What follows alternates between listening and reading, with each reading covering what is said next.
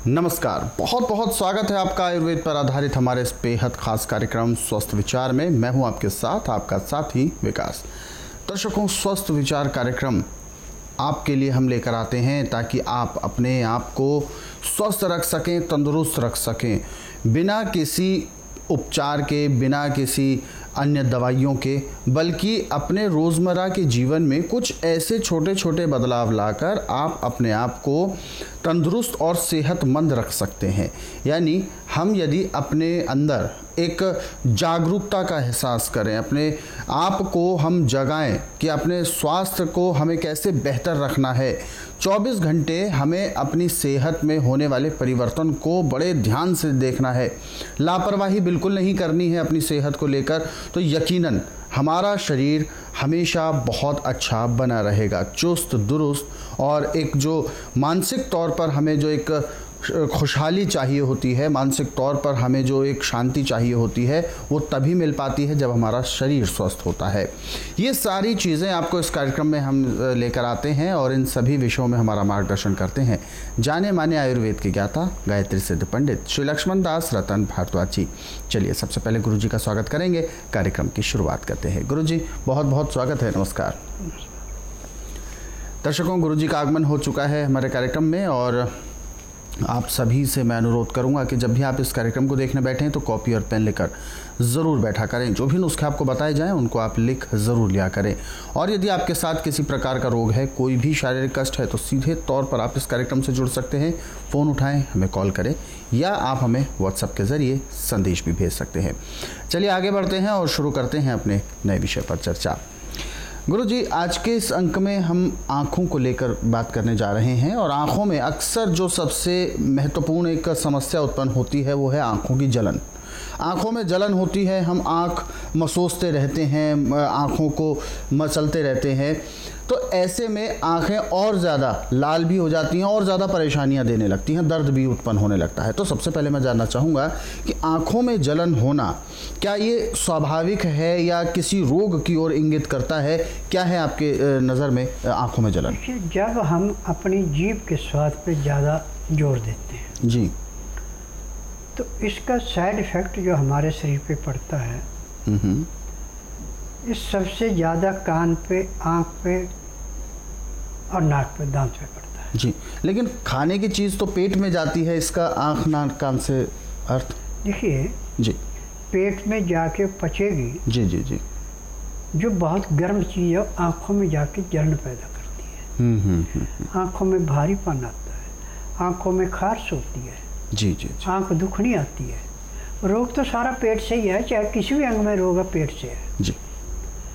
दूसरे नंबर पे यदि नज़ला आपका बिगड़ गया और दिमाग में नज़ला जम गया, पर्दे के आगे धुंध छा गई, तो आँखों की रोशनी दिन दुगने रातें चौगुनी कम होगी और आप ज़बरदस्ती किसी चीज़ को देख रहे हैं तो आँखें बहुत बुरी दुखती है, सूजन पैदा हो जाती है, आँखों से पानी टपकने लगता है। इन सब रोगों को शांत करने के लिए 24 घंटे हमारे घर में चीज़ें रहती हैं। गाय के दूध का मट्ठा, जो प्राणी प्रतिदिन सुबह पीता है, उसको आँखों का कोई रोग नहीं होता और आँखों में न जलन, न सूजन, न आँख दुखना, किसी किस्म का रोग नहीं होता। परंतु मट्ठा जो है गाय के या बकरी के दूध का होना चाहिए, भैंस के दूध का, तो आपको रोग बढ़ेगा। ये एक बड़ी विशेषता है। अब आपके पास गाय का मट्ठा नहीं है, दूध का मट्ठा नहीं है, या आप जो दूध किसी से ले रहे हैं वो भैंस के दूध में पानी मिला के पतला करके देते हैं, गाय का है, तो आपको लाभ नहीं देगा। अब आप क्या करें कि जो भी आपके पास दूध आता है, उस दूध को गर्म करने के बाद उस पर मलाई जम जाती है। उस मलाई को जैसे कपड़ा काटते ऐसे दूध के ऊपर से काट लें ठंडी होने पे, और उस मलाई के ऊपर 1-1 ग्राम फटकरी पीस करके पाउडर बना के छिड़क दें और आंखें बंद करके आंखों की पलकों के ऊपर उस मलाई को, फटकरी वाली को रख के, और आंखों के ऊपर यदि सफ़ेद बादशाह के पत्ते मिल जाए तो सोने पे सुहागा, नहीं तो पीपल का या बड़ का या अश्वगंधा का कोई भी पत्ता ऊपर रख के और कपड़े से बांध के सो जाए। रातें रात वो फटकरी और मलाई उस पर चूस मारेगी। जैसे कीचड़ में रेता डाल के खुश्की हो जाती है, वो जगह कीचड़ नहीं रहता, खुश्क हो जाता है, ऐसे आँखों के अंदर जो भी रोग था उसको मलाई और वो फटकरी जो चूसेगी। आपको सुबह काफ़ी आराम मिलेगा। परंतु 1 या 2 दिन का काम नहीं है ये कम से कम आपको 15-20 दिन लगातार करना पड़ेगा। चाय, कॉफ़ी, मीट, अंडा, मछली, तली हुई चीज़ें, मैदे की चीज़ें छोड़नी पड़ेगी। पानी दिन में कम से कम 3 से 5 लीटर पीना है। आपने 1 गिलास पानी पीने में 15 से 20 मिनट लगाने, और पानी जो भी पिए उसमें लहसुन, प्याज, अदरक का रस मिला के पीना। और लहसुन, प्याज, अदरक का रस भी ताज़ा निकाल के डालना है। इनका निकाल के रख लिया और उसी को फिर डालते रहे तो आपको कुछ नहीं मिलेगा। अब खाने में आप ध्यान दें, 12 बजे से पहले खाना, पेट भर के खाना अति आवश्यक है। खाना अनछने आटे का, नाज कोई भी आपका, बल्कि गेहूँ इसमें कम प्रयोग में लाएं। चने हैं, जौ हैं, मक्का है, मोठ है, सोयाबीन है, सिंघाड़े हैं, चौलाई है, मूंग, मोठ, ये सब चीज़ें आप डाल सकते हैं। और आटा कभी भी बारीक नहीं पिसाना, आटा सरकता हुआ पिसाएं। पहले सब नाजों को धो लें, धो के सुखा के तब पिसाने हैं। और जब आटा पिसाना तो 50 ग्राम अजवाइन और 100 ग्राम तिल भून के मिला लेने। और आटा जब भी पिसाना तो शनिवार को पिसाओ, तो आपके 80% रोग उस आटे की रोटी खाने से समाप्त हो जाएंगे। और दाल, सब्जी जो भी आपने खानी है वो छिलके वाली सब्जी है, नरम छिलके वाली दालें, छिलके वाली, और कुकर में बना के नहीं खानी सब्जी। हमेशा सब्जी को आप खुले मुंह वाले बर्तन में ढक्कन दे के पकाएं। स्टील का बर्तन है या पीतल का कलाईदार है या तांबे का कलाईदार है, उसमें आप सब्जी बना सकते हैं। अमोनियम के बर्तन में ना तो पानी पीना है, ना कोई चीज़ खानी है, ना कोई चीज़ पकानी है। इस बात पे विशेष ध्यान देना।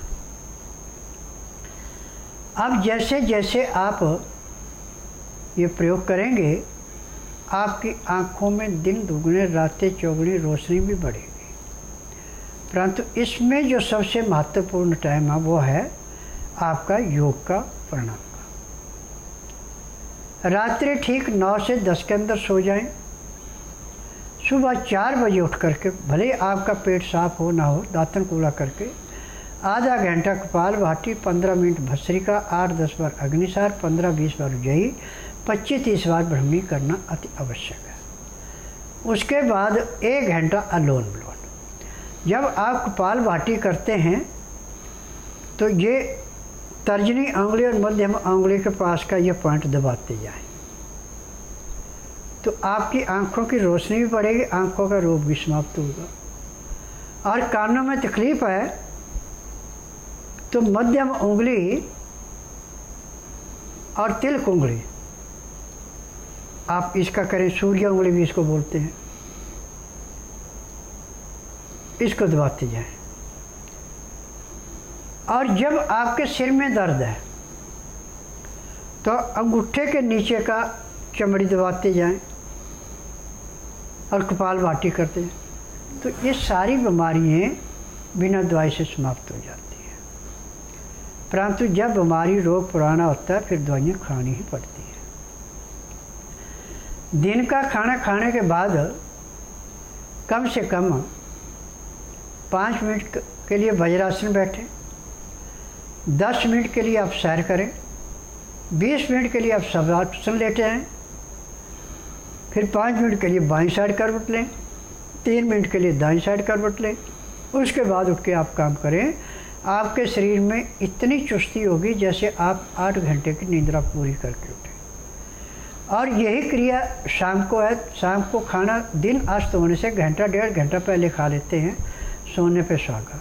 नहीं, दिन अस्त होने के 1 घंटे के अंदर खाना खाना अति आवश्यक है। उसका नियम है कि 2-4 ग्राही खाना खाया, 2 घुट पानी पिया, 2-4 ग्राही खाना खाया, 2 घुट पानी पिया। खाना खाने में पानी पीने में 1 घंटा लगाना अति आवश्यक है। फिर उसके बाद दातन कूड़ा करके 5 मिनट के लिए वज्रासन बैठे और उसके बाद उठ करके आधा घंटा अब आपको सैर करनी है। आधे घंटे के बाद 1.5 घंटा अपने विश्राम करना। उसमें चाहे धार्मिक किताबें पढ़ें, चाहे धार्मिक सीरियल देखें, चाहे परिवार रिश्तेदार आड़ पड़ोस से बातचीत करें। 9 से 10 के अंदर सोना अति आवश्यक है। सुबह 4 बजे उठ करके आपका पेट ऐसे साफ होगा जैसे सिर के ऊपर से बोझ फेंकते हैं। पेट साफ होने के बाद दातन कूड़ा करके फिर आप लगातार आधा घंटा कपालभाति करें। और कपालभाति करते मर्द जो है वो अंगूठे का नाखून और उंगलियां ऐसे रगड़ेंगे।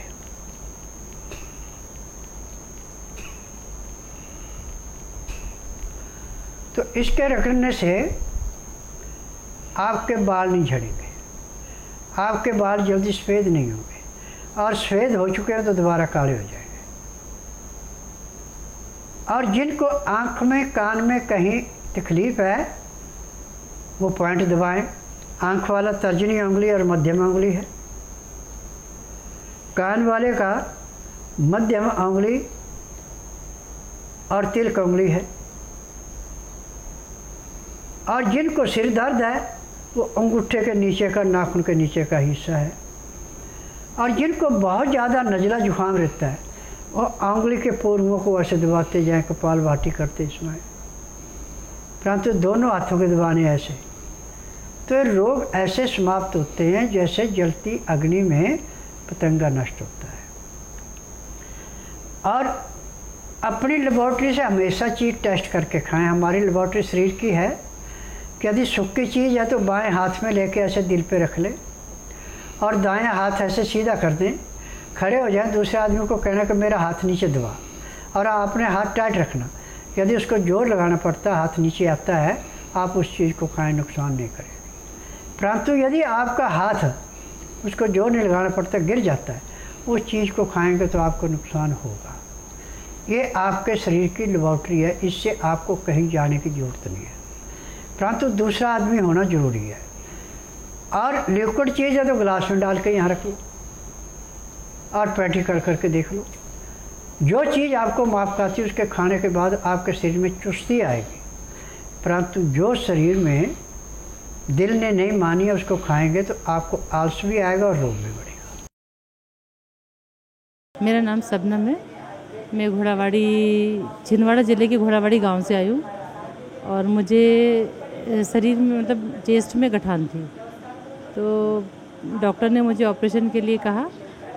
फिर मैं बाबा का मुझे एड्रेस मिला तो मैं यहाँ आई, जिसमें मुझे 70% आराम है। इसी उम्मीद से मैं अगले बार और यहाँ आना चाहूँगी पूरी तरीके से ठीक होने के लिए। मेरा नाम हरीश लालवाणी है, गुजरात से आ रहा हूँ। तो भगवान ने मुझे सही जगह पे पहुँचाया। ये गुरु जी भगवान है, भगवान के रूप में मुझे मिले, मुझे ठीक कर दिया। मुझे एक्चुअल में 1.5 साल पहले हार्ट अटैक हुआ था और 1.5 साल तक मैंने दवाइयाँ खाई। बीपी कंट्रोल में नहीं आ रहा था, उसकी वजह से किडनी की वजह से बीपी कंट्रोल में नहीं आ रहा था। लीवर फेल, बीपी है। 2-3 महीने अगर मैं एलोपैथिक दवाई खाता तो मर जाता, तो मेरा किडनी फेल हो जाता। टीवी पे अचानक एक दिन प्रोग्राम था गुरुजी का, फिर यहाँ दिल्ली आया गुरुजी के पास, नब्ज दिखाई। गुरुजी की 15 दिन दवाई खाई मैंने, उसके बाद मैं चलने जैसा हुआ और थोड़ा एनर्जी मेरे में क्रिएट हुआ। अब मैं बिल्कुल ठीक हूँ। दर्शक जुड़ गए हैं हमारे साथ लाइन पर, आइए उनसे बात करते हैं, जानते हैं क्या है समस्या। हेलो जी, नमस्कार, क्या नाम है आपका? मेरा नाम संजीव उपल है, मैं जम्मू से बोल रहा हूँ। जम्मू से बात कर रहे हैं, अपना सवाल पूछिए, क्या समस्या है आपकी?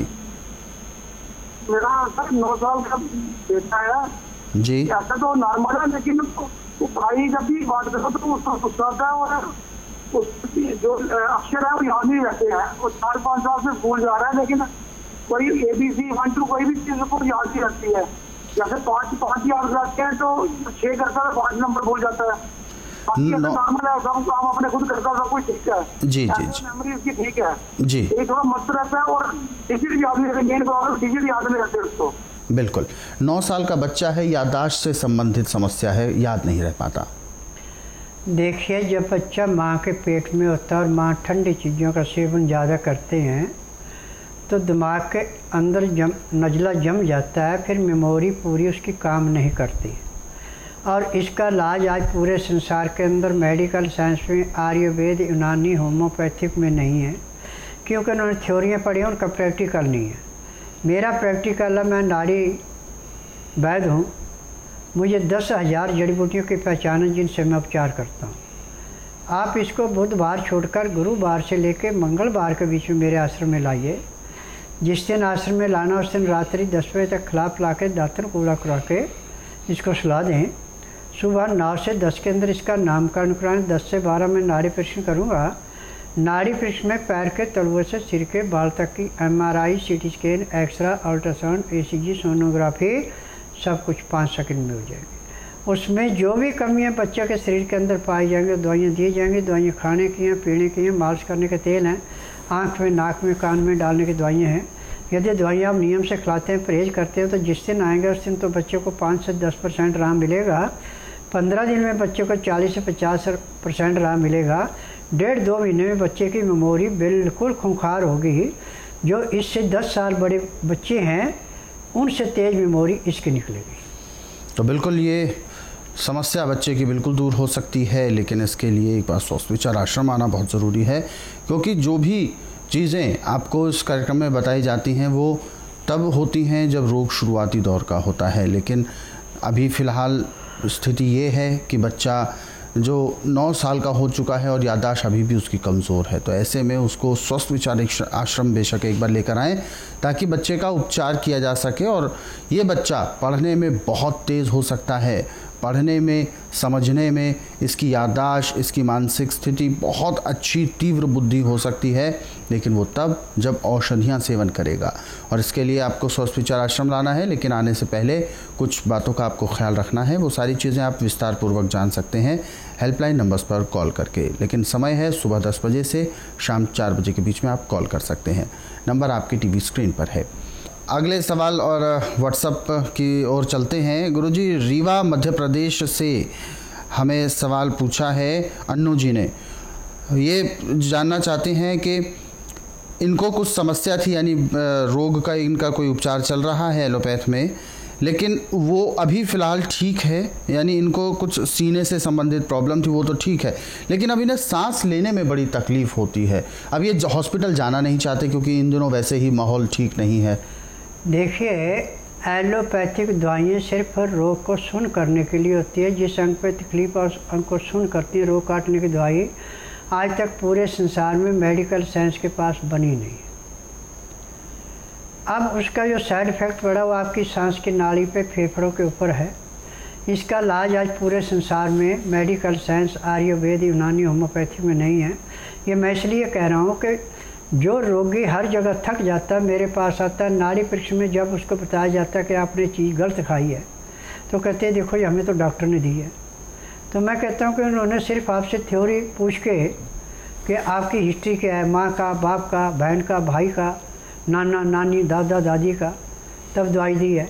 यहाँ तो किसी से पूछेंगे नहीं, कागज पत्र नहीं देखेंगे, यहाँ तो सिर्फ नाड़ी परीक्षण किया जाता है। नाड़ी परीक्षण में पैर के तलुए से सिर के बाल तक की MRI, CT scan, X ray, ultrasound, ECG, sonography सब कुछ 5 सेकंड में हो जाते हैं। उसमें जो भी कमी शरीर के अंदर पाई जाती है दवाइयाँ दी जाती है। दवाइयाँ खाने की हैं, पीने की हैं, मालिश करने के तेल हैं, आँख में, नाक में, कान में डालने की दवाइयाँ हैं।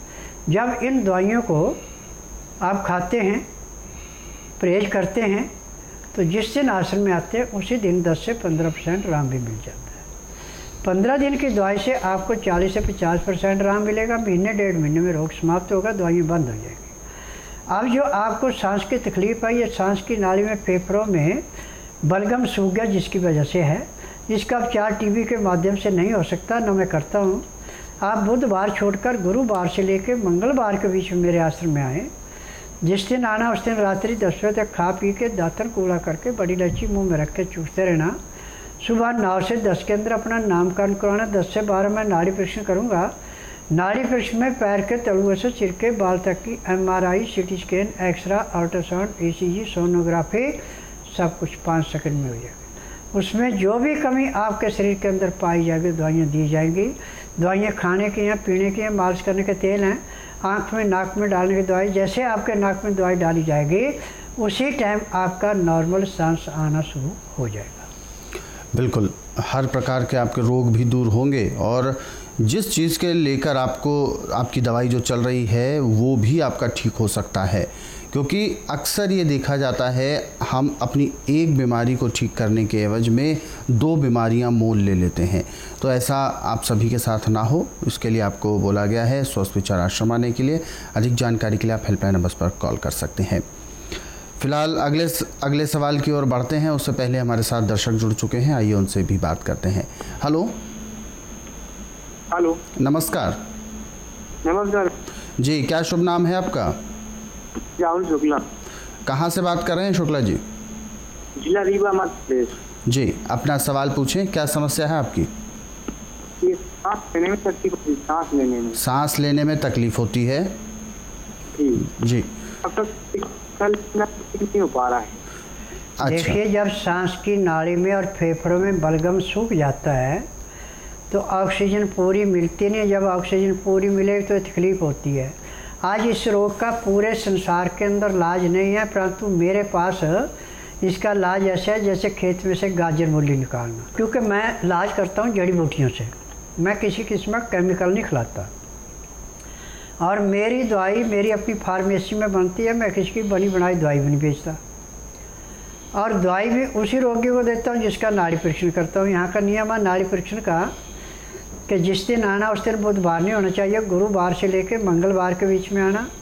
जिस दिन आना उस दिन रात्रि 10 बजे तक खा पी के दातन कूड़ा करके बड़ी इलायची मुँह में रख के चूसते रहें। सुबह 9 से 10 के अंदर अपना नामकरण कराएं। 10 से 12 मैं नाड़ी परीक्षण करूँगा। नाड़ी परीक्षण में पैर के तलुए से सिर के बाल तक की MRI, CT scan, X ray, ultrasound, ECG, sonography 5 second में हो जाएगी। उसमें जो भी कमी शरीर के अंदर पाई जाएगी दवाइयाँ दी जाएंगी। दवाइयाँ खाने की हैं, दवाइयाँ पीने की हैं, मालिश करने के तेल हैं, आँख में नाक में कान में डालने की दवाइयाँ हैं। यदि ये दवाइयाँ आप नियम से खाते हैं, परहेज करते हैं, जिस दिन आश्रम में आएंगे उसी दिन से आपका नॉर्मल सांस आना शुरू हो जाएगा। तो दर्शकों, हमारे इन कार्यक्रमों को आप अपने सरल सुविधाजनक समय पर देखना चाहते हैं तो YouTube के जरिए देख सकते हैं। हमारा YouTube चैनल स्वस्थ विचार सेहत की बात, इस YouTube चैनल को आप सर्च करें, सब्सक्राइब करें और इन कार्यक्रमों को ज़रूरतमंदों तक शेयर भी ज़रूर करें। और स्वस्थ विचार कार्यक्रम संस्कृति टीवी के माध्यम से आप तक प्रसारित होता है और संस्कृति टीवी चैनल को आप अपने घर पर, अपने केबल पर देखना चाहते हैं तो अपने नज़दीकी केबल ऑपरेटर से संपर्क करें और उनको डिमांड करें कि आपके टेलीविज़न में संस्कृति टीवी चैनल को ज़रूर ट्यून किया जाए ताकि आप उसको अपने सही समय पर देख सकें। फिलहाल कार्यक्रम में वक्त इशारा कर रहा है विराम देने का। गुरुजी, आप हमारे स्टूडियो में आए, कीमती मार्गदर्शन दिया, आपका बहुत बहुत धन्यवाद। दर्शकों, आज के इस विशेष कार्यक्रम में बस इतना ही। आप सभी लोग स्वस्थ रहें, निरोगी रहें, इन्हीं शुभकामनाओं के साथ हम आपसे लेंगे इजाज़त। अगले अंक में आपसे फिर होगी मुलाकात एक नए विषय के साथ। तब तक के लिए मुझे दीजिए आज्ञा। नमस्कार।